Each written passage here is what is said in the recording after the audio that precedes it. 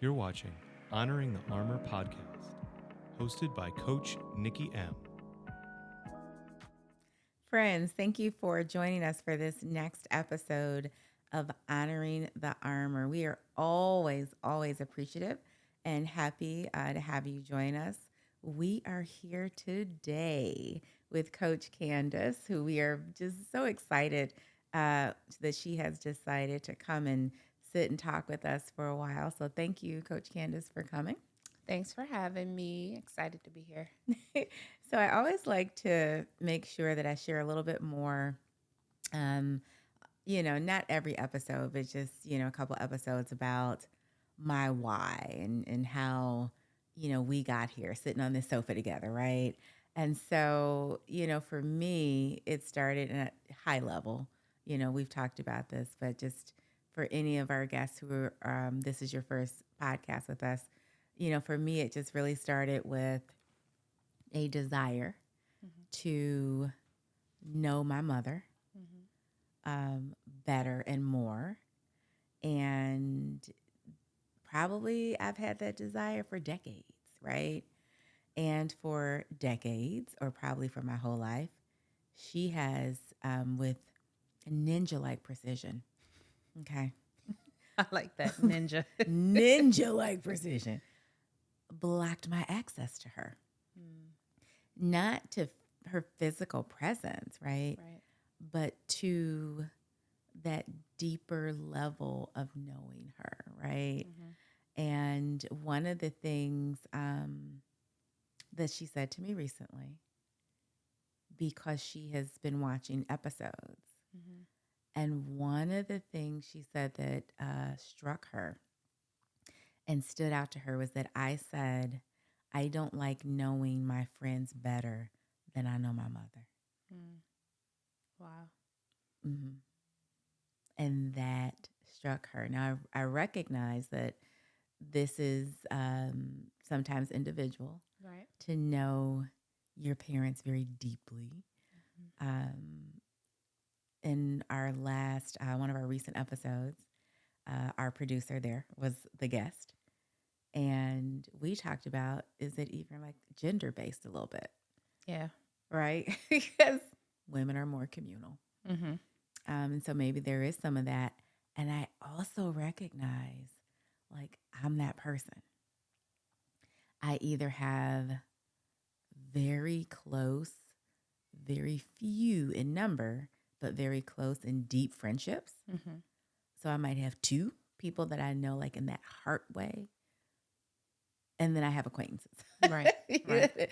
You know what I mean? Like there was even one lady once who said to like another lady, like, how come Nikki asks all these questions? Because I want to understand. I want to see you.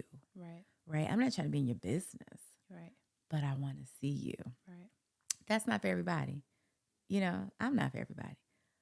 But I do feel like my desire to know like my mother very deeply it comes from such a pure place. Yeah. And so like I'm not giving up on that. Like I was like, you owe me this. But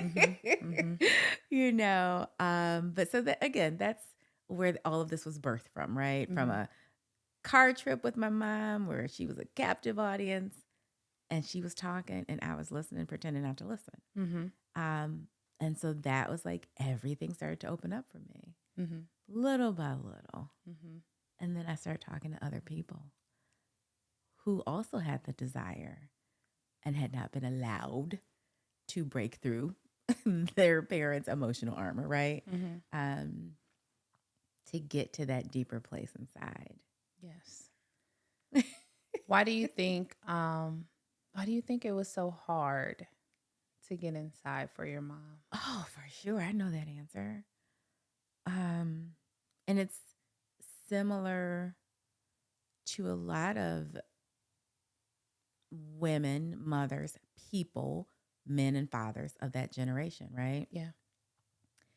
First of all, they have places and spaces inside of them that contain pain, hurt, and disappointment. Yeah. And that generation is like you take your pain, hurt, your disappointment, you put it in that room and you seal that door. Mm. Yeah. Right? Yeah. So there's a part of that. There's also, I think, a part of mothers specifically who have the weight of that emotional armor. Mothers are so concerned about judgment.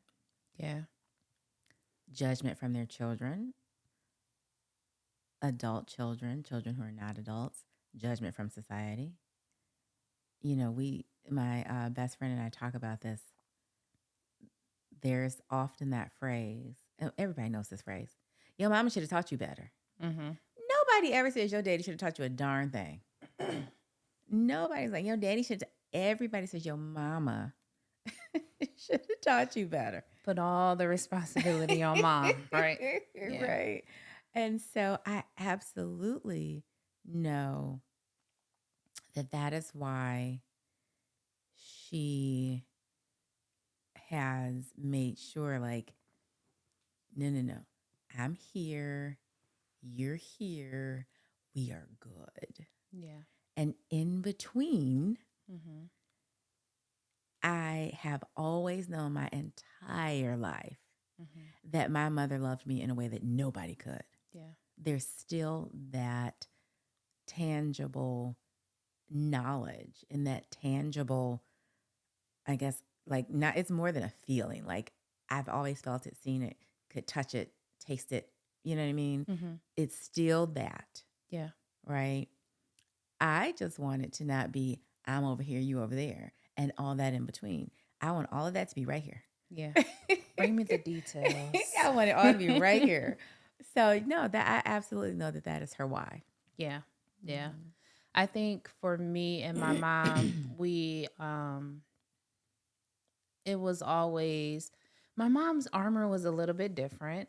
My mom was not mean. She was very meek. She was very strong, but in a different way. She was not very like boisterous and just very overbearing, but she was very selfless, very independent. So she taught me how to be very independent. You never give up. You know, she went to work, whether she had to catch the bus. If we had to go without the lights, we're going to make the best of it. I will never forget one time our gas was cut off, and it was just never like a bad time. Like, she never bashed my father. She never did the bad talk. It was just, I just have to make ends meet, and that's just it, even if she was done wrong. And so our gas was cut off, and so we had to, like, we had an electric stove, and we had to boil the water, take it upstairs. And one time, the pot of boiling water, she dropped it, and to this day she still has the scar of the burns on her leg. And I just, as I'm reflecting back, like, my mom's strength was so different because I did see some vulnerable sides of her. I did see my mom cry, but after she cried, she got up. Very religious, because my mom kept me in church. And so if anyone done you wrong, you know, Jesus forgives, and we just going to keep it going. Jesus is going to bless us, and you just keep it going. And so that was my mom's armor. That was her strength. I did not know her outside of that. It was like work in church and raising her girls. It was two of us. My sister, who's now passed away, she was 9 years older than I. We had different fathers. But yeah, that was my mom's armor, was just very meek. She like, as far as I know, like, I've never gotten a whooping. Like, I was very, as far as I know. so there's I might have got a whooping, I can't remember. So there's this thing.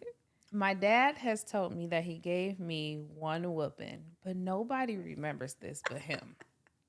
So I have to like say I've gotten between 0 and 1 whoopings in my life. Mm-hmm. Like I don't know. You know, God has chastised me many times in That's my life, right. okay? But on the parental side, maybe 1. I'll say between Mm-hmm. 0 and 1. But I was very quiet growing up. I've always been very observant. Mm-hmm. Um, but yeah, so that's my mom. Very, very mild mannered, very meek. She does have strong judgments though. And you'll see Mm. those when she's pressed. Okay. Yeah, you'll see them. When she's pressed, you'll see those judgments. But that was my mom. I don't think she knew herself enough to Mm. um to like hide so much. I feel like now I'm discovering, as I'm learning to discover myself, I'm so interested to know more about her. And I feel like it's also revealing her to her.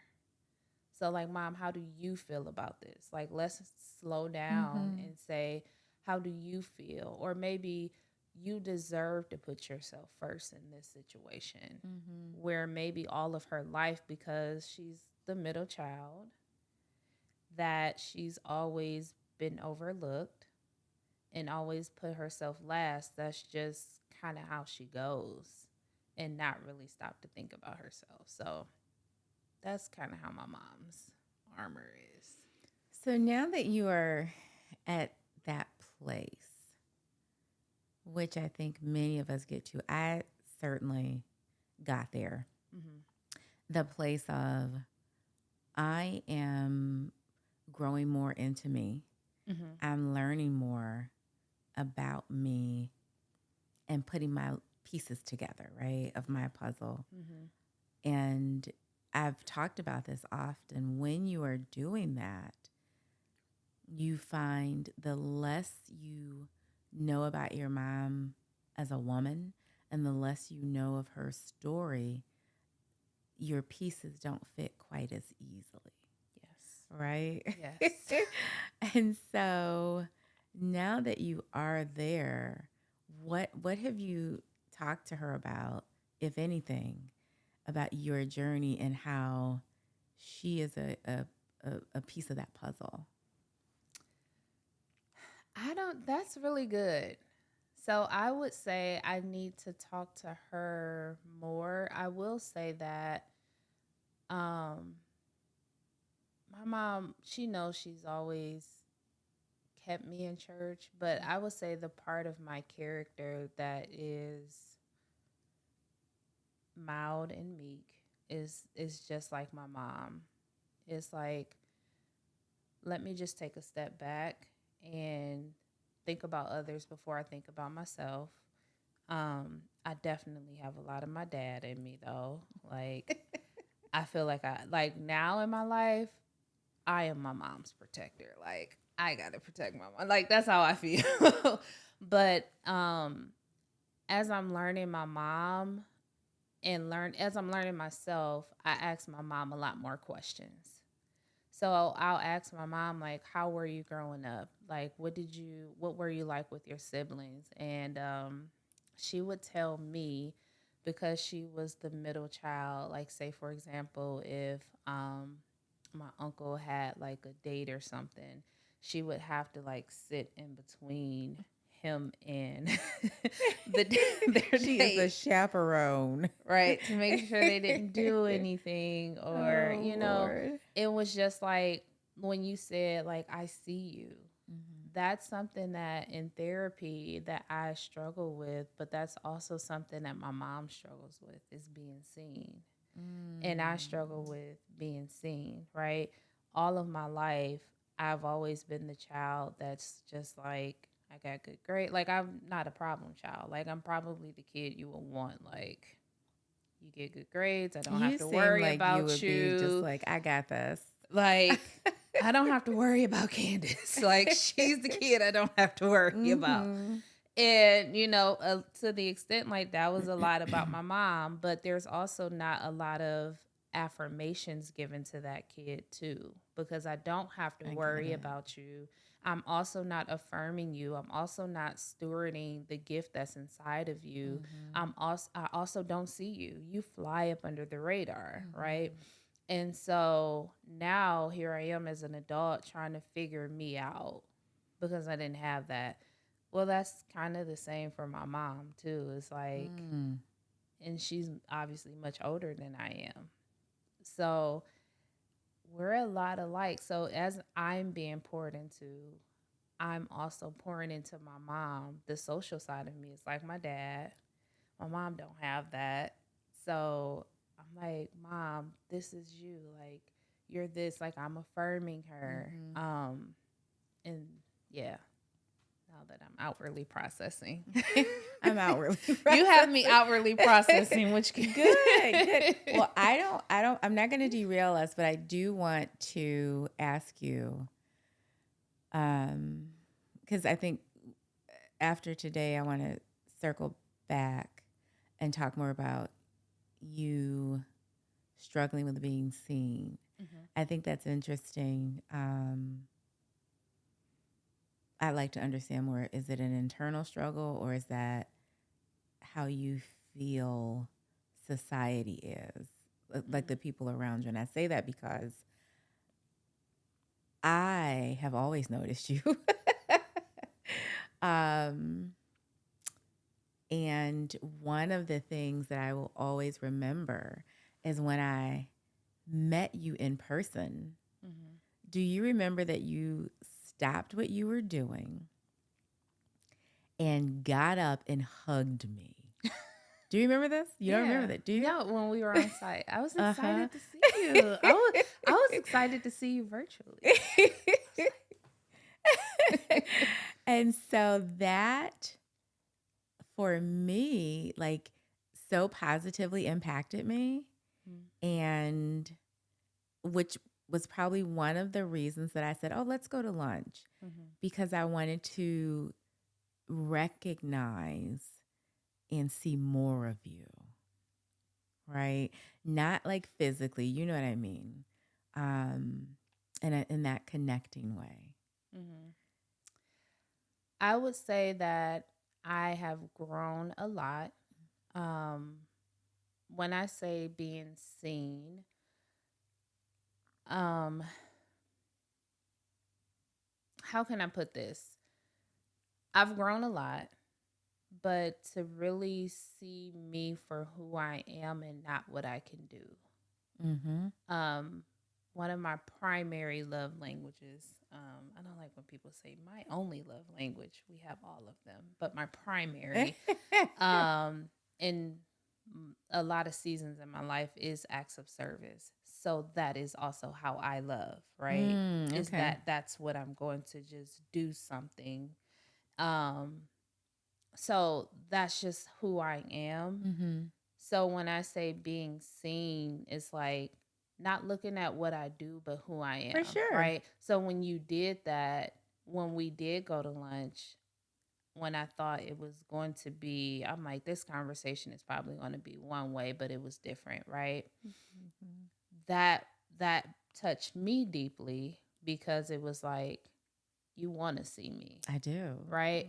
So most people are like, oh, I see that you do this. I see that you do that. I see that you do. But not who are you?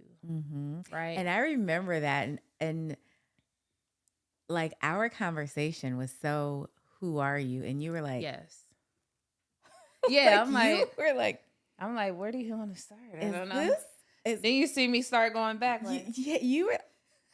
You're not gonna ask me about my education. You're not gonna ask me about my work. You're not gonna ask me about my career. No, I'm not.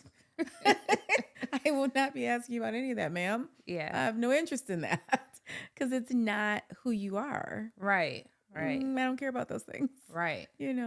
So those are things that most people don't do. So when it's like, you want to see me, oh, we need more than an hour because I'm excited. I'm excited. This is touching me. Like, you're filling my love tank. And so it comes out in different ways. Like with my mom, she'll ask, she'll ask me questions like, am I right or am I wrong? I feel this way. Am I right or am I wrong? It was like very black and white. Right. And I try to see my mom and just say, Mom, your feelings are valid. That's right. Mm-hmm. It's not a right or wrong. Your feelings are valid. And I try to get her to see herself. How did you feel? How does this relate? What are your values? What is important to you? You know, and try to get her to see her. But yes. She's connecting more with herself. Yeah. Through you not giving her, I know she's asking very black and white questions. Very. But you're not giving her those black and white answers. You're asking her to tap in to who do you believe that you are? Yes. Who do you want to be? And I think that is, I love that there's like intersectionality in your journey and her journey. Yes. Do you feel like the more you have those moments of just talking to her and asking her questions about herself, which seems like to be a way of helping her form herself, do you think that her emotional armor is like falling away a little bit through that process? Yes. And I do want to say it has not always been this way between she and I. One of one of my superpowers, if you will, is being able to see others, right? And so I can see others, but I always did not steward my gift well with this mouth that You were I using it have. for evil. Yes. Okay. Okay. I mean, I'm gonna be honest. You were like, yes, I was an emotional cutter. I cut people emotionally. Yes, very Okay. much so. And it wasn't intentional. It was very like matter of fact, get over it. This is what it is. But that's also a reflection of how I talk to myself, right? So it was like, you messed up, you did this, you need to fix it, get over it. It was very like, but what about the feelings? Like, I'm learning to be in tune with my feelings, and this is how I feel, and all of the things, right? And so I used to like just say, well, that, I don't know, that was a stupid decision. Like, why would you tell somebody that? Because that's how I would talk to myself. And I would punish myself, and I would live in shame for a long. I lived in shame for a very long time before I started therapy. And it was like, well, I could have did this better, and I could have did that better, and just living in that cycle. So I would say our relationship has grown even in the last few weeks. Like recently, she's come to me about a situation that I know I did not handle a couple years ago. When she first came to me with this situation, I shut her down. I was like, this is dumb. You don't deserve this. Yes, it was truth, but it was no love. And I know she didn't have any other outlet but me, because me and my mom are like this. And it was like, that's dumb. Like, why would you do that? And I just probably pushed her further into it, right? Which was damaging as well. But over time, it's like, that's not, what would Jesus do? We need to bring back WWJD.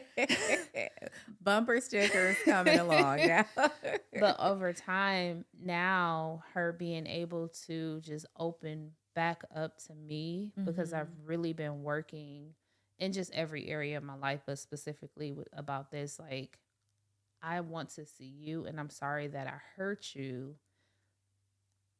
Like, let's love through this situation. Now she's opened up to me about it, and I can, be graceful through it and all the things. But now it's like, all right, let me see you. Let me show you. Let me help you see you. And you can make these decisions for yourself versus me just outright saying, I don't like it. This is dumb, blah, blah, blah. Now you got to hide and do more damage. Right. So what do you think? You asked me very specifically, like, what do you think your mom's reasons are for having that emotional armor? What do you think are some of your mother's reasons for her armor? I think her reasons are not being seen. Mm-hmm. I think her reasons are um, hurt. A lot of times we create, you know, defense mechanisms based off of hurt patterns from our past. Um, though my mother did show a vulnerable side, like if we weren't super like affectionate, and so that generation just wasn't super affectionate. Mm-hmm. Like so, certain things were passed down. Um, Comfort, right? We don't talk about, well, this is uncomfortable, so this is my safe space. Mm-hmm. Is me not exposing or showing certain sides of me. Um,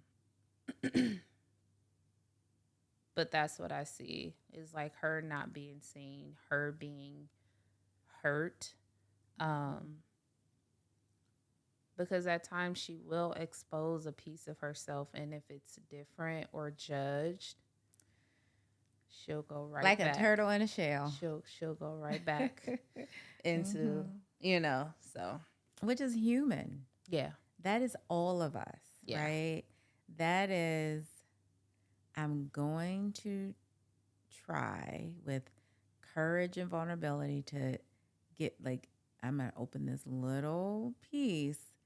And if it feels anything like judgment, if it feels anything like criticism, we are like, well, won't be trying that again. Yeah. You know what it can feel like rejection too. Yeah. Yeah. It takes me and my best friend literally just had this conversation a few weeks ago, and she asked me like, has there been a time where you tried to be yourself and like you felt like I judged you? And vulnerability is something that I've been working on the last couple of years. Like I'm very transparent, but vulnerable, like those are two different things. And so I was like you got to take ownership as well. So I'm like, well, there was this time where, you know, I'm learning me. So I said this and I felt like you came on strong. And it was a moment where I'm like, well, I was still learning me. So it's not all you. And she apologized for her part in it. Like that takes a lot. And most people don't do that. No. Right.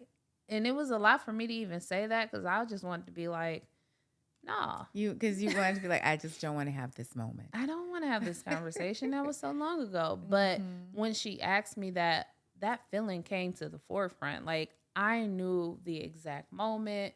And it's like, this is the challenge. Like this is the work that we don't do. It's easier for me to say, no, you know, I feel safe around you versus digging in and saying, you know, that did hurt when you said that. And I was in a very vulnerable space versus, you know, that time just went and it passed and you didn't say anything now. And now you have the opportunity to address it and you're not doing it now. So now I want you to roll something back a little bit for our Honoring the Armor friends and family. yes. I want you to get granular and help them understand the difference between transparency and vulnerability. Yes. So transparency and vulnerability. Say for example, if this table, I'll just use something very Innocuous like this yes. table. If this table fell and hit my foot, like, oh my goodness, the table fell. So what happened? We were here recording a podcast. The table fell, hit my foot, and hurt. Transparent moment.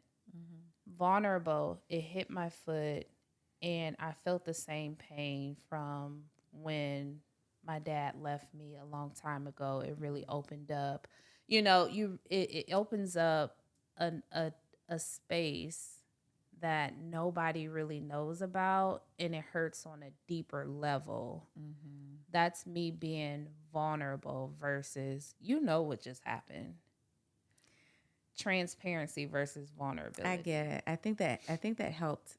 So first of all, I hope it helped y'all. Okay.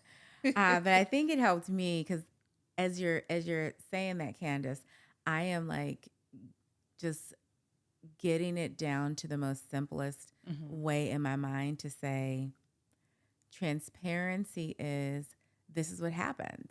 Yeah. Vulnerability is this is how I feel about it. Yes. This is how it impacted me. Yes. Okay. That's what's up, girl. Okay. Yeah. I like telling stories. Can't tell. Like I like telling stories. Shift myself. I'm so much shorter than her, y'all. So I'm like trying to. Candace is tall. I am. I'm 5'11". Like, and we all know I am not. So you're trying to sit up there. But I love that because, and I love that after you kind of shared that story, you ended it with saying that's the work, the conversation that you and your best friend had, like that's the work. That is the work, right? yeah. Because I think a really common emotional armor is things happen, things affect us and impact us, good and bad. Yeah. And we just move through. Yeah.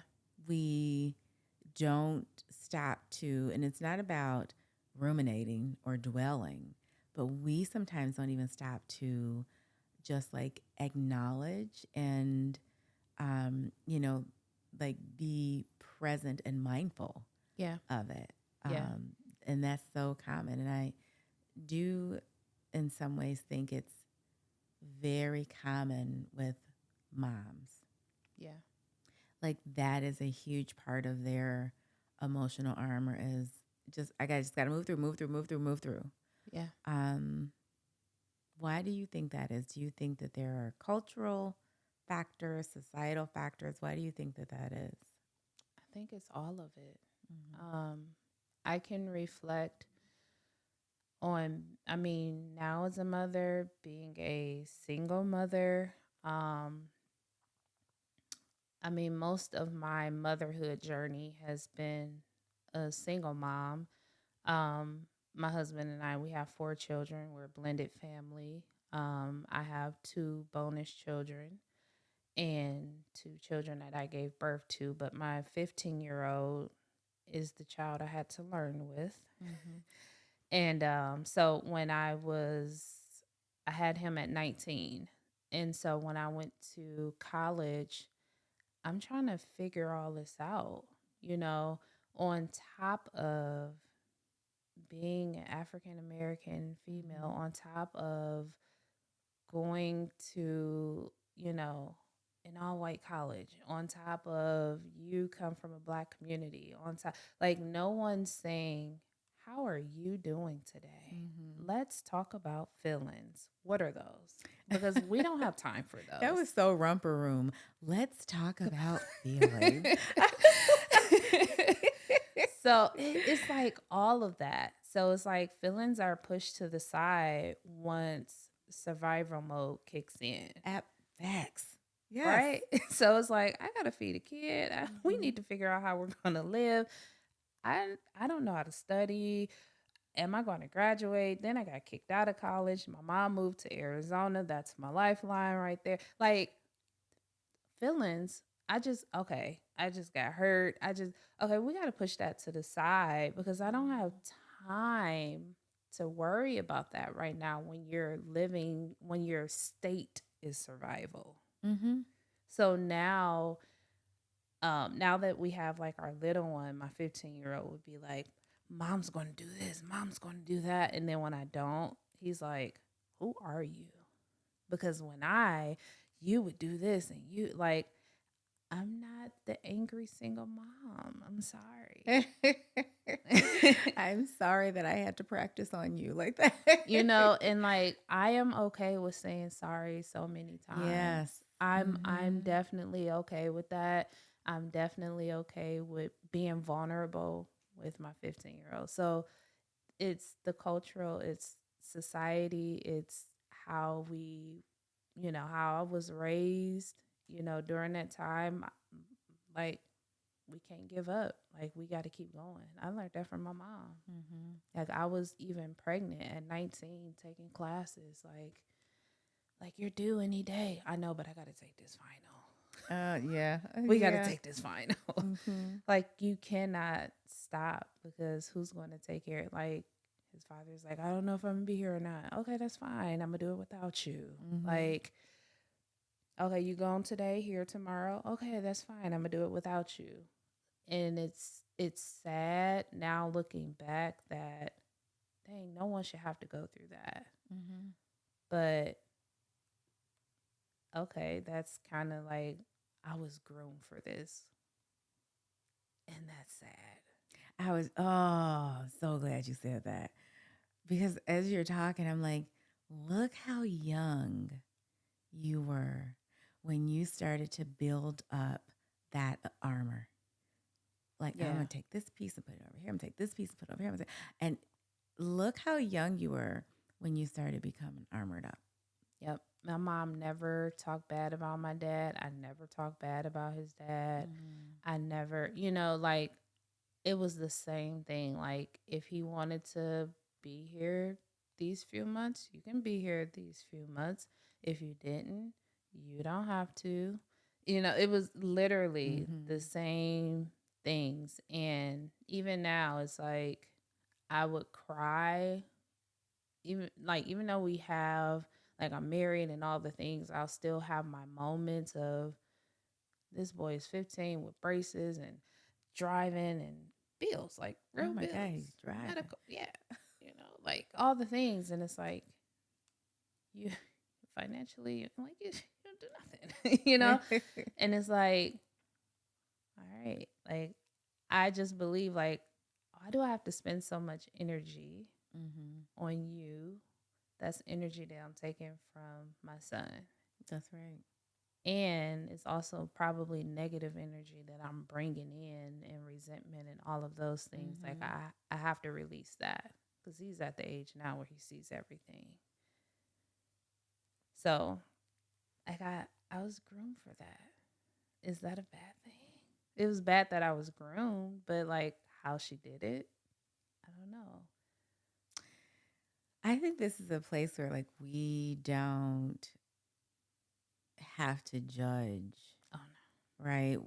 Or gauge even whether it was a good and bad thing in terms of how she did it. I think the question is, now as you sit here and you look back there, what do you think the impact was of you being armored as a mother? Ooh, I was armored. Oh, goodness. I would say that I was armored. I wasn't as meek as my mom. This where you see my dad come in. Cause I am like fighter, not like physically fighter, but like, I mean, I wouldn't say like, I'm gonna hold my own. But I am going to fight, like, for what I believe. I'm going to fight for me. Like, that's me. Like, you're not about to just talk to me crazy. That is where my mom would be like, Candice. I'd be like, who they talk? Who, what? Or now I've learned it on the professional realm. But how we grew up, I'm like, Mom, you raised me in the inner city. You ain't raised, like, I ain't no punk. And then my grandmother, my dad's mom, she always taught me, like, you don't ever let nobody mess over you. Even though I was, like, very quiet growing up, it was just always chaotic around me. I was just very quiet, but my sister was a fighter. She was in the streets. She dropped out of school in the 9th grade.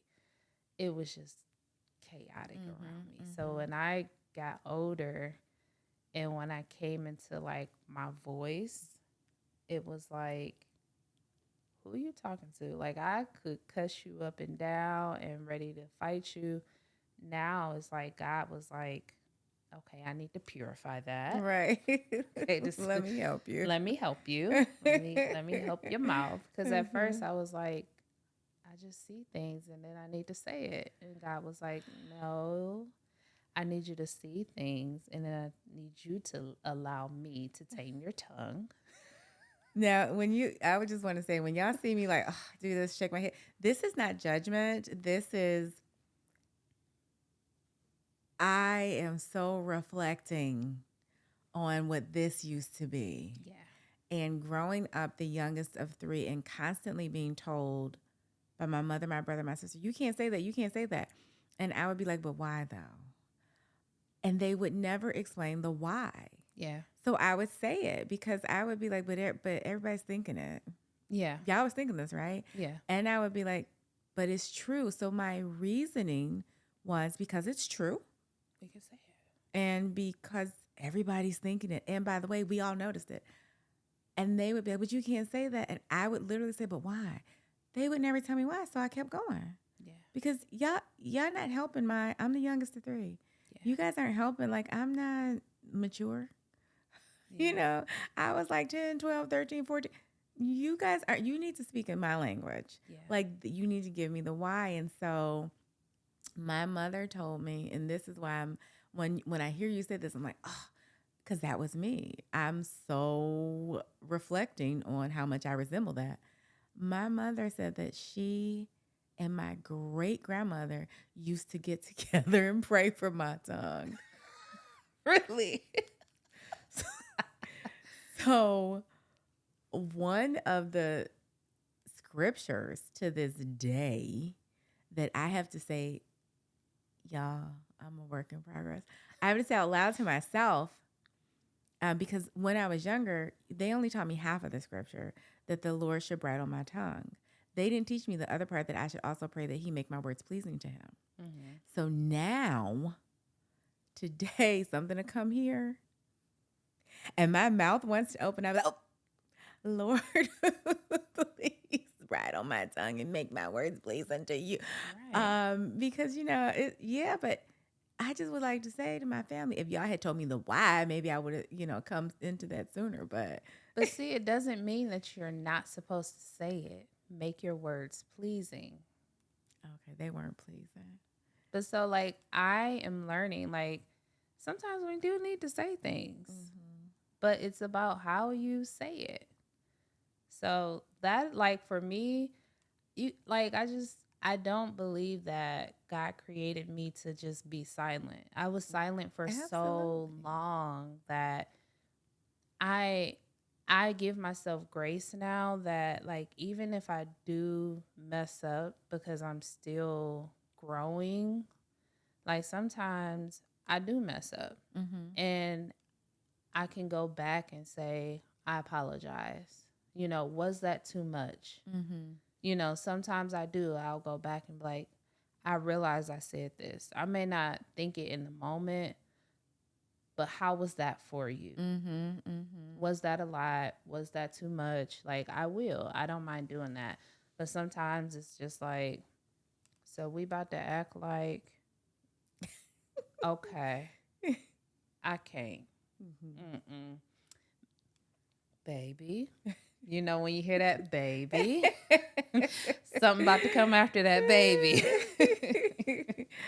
I love that. I'm so just overjoyed with your journey and the ways that you are taking care of yourself, right?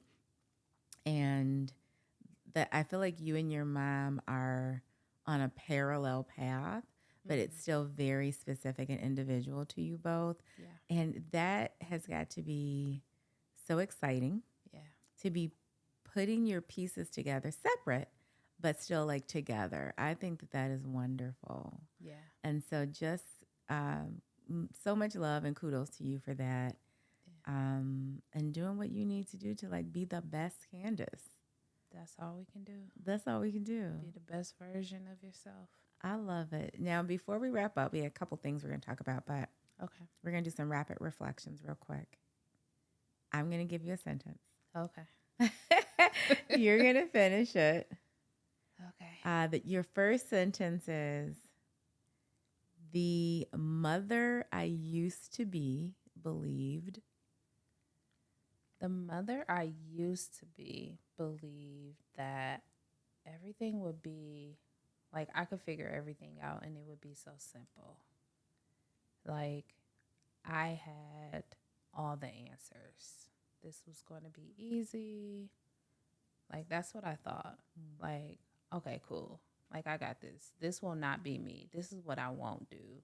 That was your story, but this will not be mine. Super judgmental. So the mother that I am now knows. The mother that I am now knows that a man that knows nothing at all. A man that knows nothing at all.